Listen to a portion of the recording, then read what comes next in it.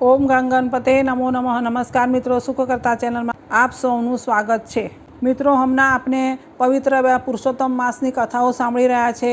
આના આગળના વિડીયોમાં આપણે બિચારી નણંદનો પહેલો ભાગ સાંભળ્યો.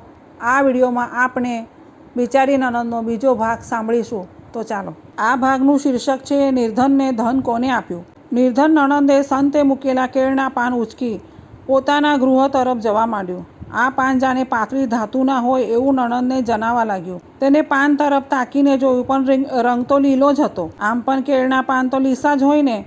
કેળના પાનામાં ઘી નીતરતા લાડુ હતા. જ્યારે નણંદે તે પાન ઉચક્યા તે ક્ષણે લાડુનો જે ભૂક્કો દેખાયો હતો તે હવે લાડુનું સ્વરૂપ પકડી રહ્યો હતો.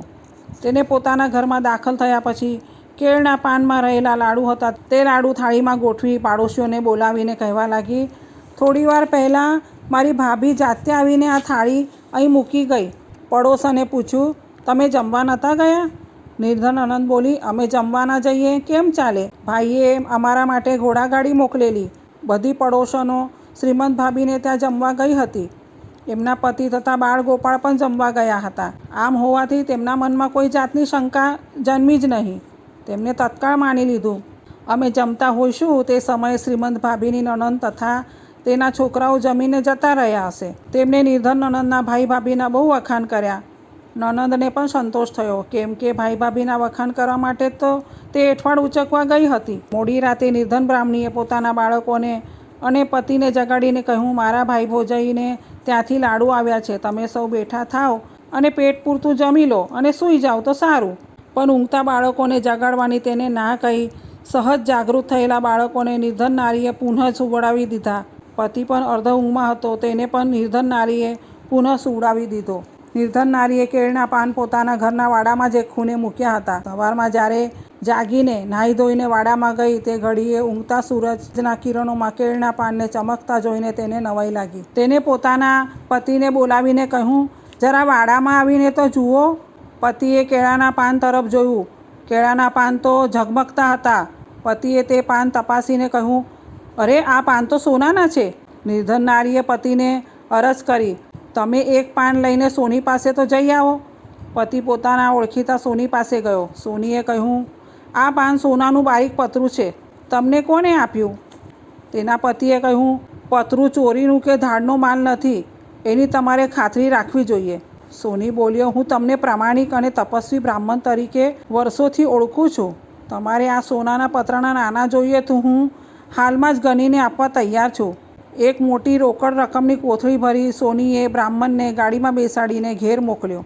તપસ્વી બ્રાહ્મણ પોતાને ઘેર આવ્યો. તેને પોતાની પત્નીને એક પતરાની ઉપજેલી રકમ આપી. બ્રાહ્મણની પત્ની કે જે નિર્ધન નણંદના નામે ગામમાં જાણીતી હતી તેને પોતાના પતિની સલાહ પૂછી. સુવર્ણ પાનની ઉપજેલી રકમ ને બીજા સોનાના પાનની આપણી પાસે હોવાની વાત હું મારા ભાઈઓને કહી આવું. બ્રાહ્મણે પોતાની પત્નીને કહ્યું, આ સુવર્ણ પાન તને જેના ઘરમાંથી મળ્યા હોય તેને તારે પાછા આપી દેવા જોઈએ, કેમ કે સુવર્ણ પાન પર આપનો કોઈ જ અધિકાર નથી. બ્રાહ્મણની પત્ની ઊભી થઈ એક પતરું કપડામાં વીંટી પોતાના ભાઈના પાસે ગઈ. ભાભી પોતાની નણંદને આવતા વેત ચોંકી. પોતાનો પતિ એની બહેનને કાંઈ પણ પૂછે અગાઉ કહેવા લાગી, કેમ બહેન બા, ગઈ સાંજે તમે ને તમારા છોકરાઓ તો જમવાનું ઝાપટીને ગયા, છતાં આજે ફરી કેમ આવ્યા છો? શું હજી તમારે લાડવા જોઈએ છે? નિર્ધન બ્રાહ્મણીએ પોતાના ભાઈને પોતાની ઘેર આવવા અરજ કરી. ભાઈ પોતાની બહેન સાથે બહાર નીકળ્યો. રસ્તામાં જ બહેને પોતાના ભાઈને બની ગયેલી બધી ચમત્કારની કથા સંભળાવી. ભાઈ, તમે મારા ઘેર આવો ને એક પતરાના જે નાના ઉપજ્યા છે તે લઈ જાઓ અને બીજા 8 પતરા છે તે પણ લઈ જાઓ, કેમ કે મારા હાથમાં આવેલા પતરા મને તમારા ત્યાંથી જ મળ્યા છે, એટલે એ બધા તમારા જ લેખાય. એવામાં સંત પ્રગટ થયા. સંતે કહ્યું, હે પુરુષોત્તમ માસના વ્રત વિધાન કરનારી સન્નારી, તને જે કાંઈ મળ્યું છે તે બધું મેં જ તને આપ્યું છે. સોનાના પતરા પર કોઈનો હક નથી, એના પર તારો જ હક છે. નિર્ધન બહેન, સંતવાણી સાંભળીને તને જે કાંઈ મળ્યું છે તે ભગવાન પુરુષોત્તમે જ આપ્યું છે. એ બધું તારી પ્રમાણિકતાનું ફળ છે, તારી ધર્મ ભાવનાનું ફળ છે, પુરુષોત્તમ માસના વ્રત વિધિ કરવાનું ફળ છે. બહેને ભાઈને બધા પતરા દેખાડ્યા. એક પતરાની ઉપજેલી રકમ સુદ્ધા દેખાડી. ભાઈ બોલ્યો, તારી ભાભીએ તને ને તારા બાળકોને ભૂખ્યા જ રાખ્યા ને? અરે તેને તમને મજાકમાં જ ઉડાવ્યા છે. હવે તારી પાસે નાના આવ્યા છે, તું આવતીકાલે જમન આપ, બધાને નોતરું આપ. તારી ભાભીને પણ તારે ઘેર બોલાવ ને ભૂખી રાખ. બીજા દિવસનું સવાર ઉગતાની સાથે જ 4 બહેનપણીઓએ શ્રીમંત ભાભીને વધામણા આપ્યા. ભાભી, તમારી નિર્ધન નણંદને ત્યાં આજે સાંજે અમને ઘરના બધા માણસોને લઈને જમવા જવાનું છે. આ સમાચાર પ્રથમ તો શ્રીમંત ભાભીએ મસ્કરીમાં જ લીધા, પણ જ્યારે ગામની 100 સ્ત્રીઓએ આ જ સમાચાર સંભળાવ્યા ત્યારે ભાભીને આંખો તો ચાર જ થઈ ગઈ. તેને પોતાના પતિ આગળ આ જમણની વાત કહી. તે ઘડીએ પતિએ કહ્યું, મારી બહેન તેની બહેનપણીઓ તથા સ્નેહીને જમાડતી હશે તો આપણને તેડવા આવશે જ ને, નોતરું દેવા પણ આવશે. ભાભી પોતાની લુચ્ચાઈ જાણતી હતી. તેને પોતાના પતિને કહ્યું, તમારી બહેન મને ને તમને જમવાનું નોતરું દેવા આવે જ નહીં. ભાભીનો પતિ મૂંગો રહ્યો. થોડી વારે હસીને કહેવા લાગ્યો, તારી નણંદ તને જમાડ્યા સિવાય જમે એવી લુચ્ચી નથી. આ ઉત્તર ભાભીના હૈયે વાગ્યો. થોડી ક્ષણો વીતી ગઈ ને એકાએક ભાભીએ પોતાની નણંદ અને ભાણા ભાણીને જોયા. એમની પાછળ એને પોતાના નંદોઈને જોયા.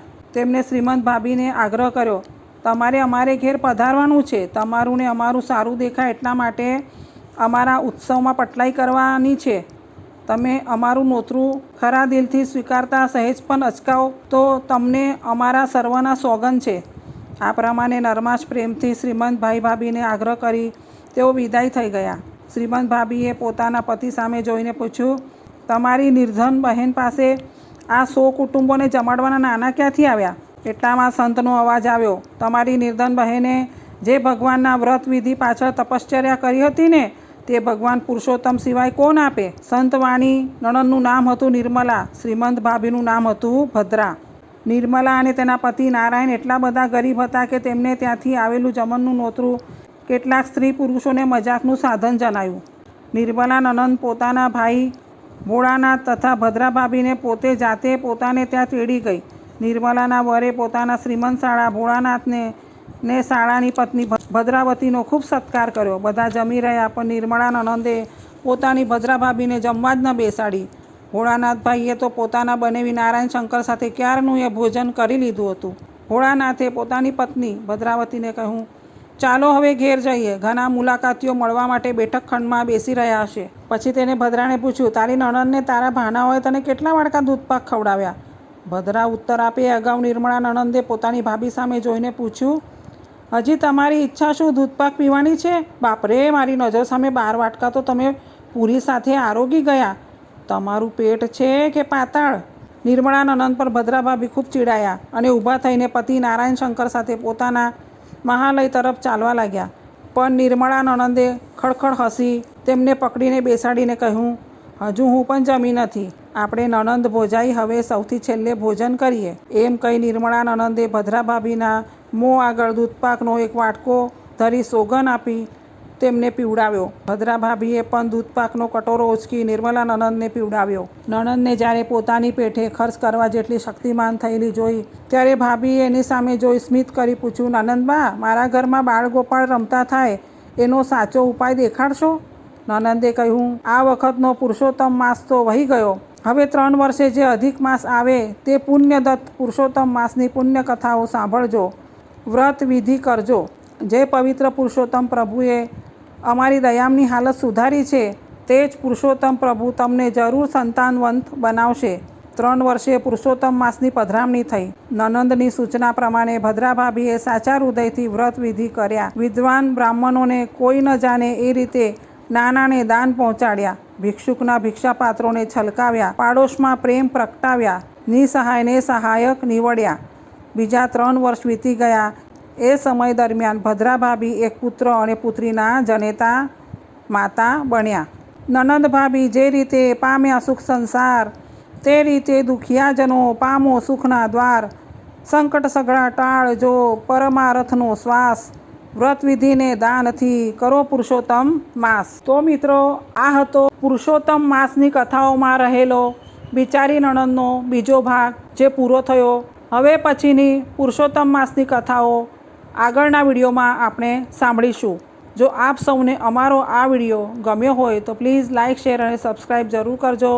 અને હા, કમેન્ટ કરવાનું ભૂલશો નહીં. પુરુષોત્તમાય નમઃ.